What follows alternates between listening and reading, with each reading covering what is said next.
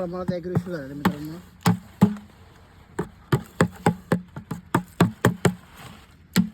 एक टाइमपास न करता आपण त्याला परमध्ये सोडून देणार आहे लगेच.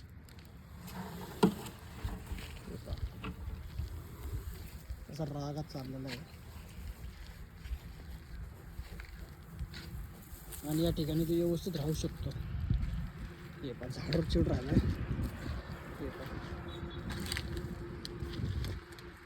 हे पण झाडावर चढतोय.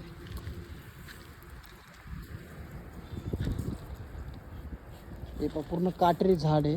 कसा चढतोय बघा, पेळे मारत मारत. बरेचसे लोक म्हणतात साप झाडावर जात नाही, तर पहा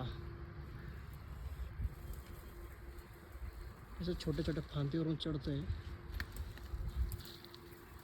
आणि शिकार करता करता कधी कधी अंगावर साप पण पडू शकतो मित्रांनो वरून. जर झाडाच्या खाली तुम्ही जर बसले असताल सावलीला वगैरे हे पहा कसे छोटे छोटे फांतोडे येतात. मलाच भीती वाटू राहिली.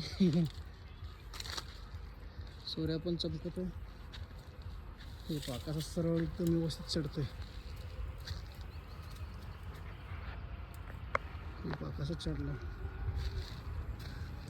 कारण की वर पक्षीचे घरटे वगैरे पक्षी असलेत ना, त्यांना खाण्यासाठी वर जाऊन बसत असते साप. पण रात्रीची वेळी पण कधी कधी भीती वाटली तर मुक्काम करण्यासाठी पण जात आहेत.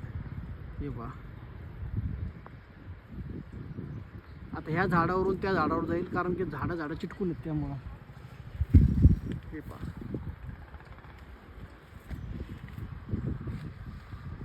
हे पाहिलं ना म्हातारा, हे पातळ फांदीवरून चाललंय तिकडे. हे बघा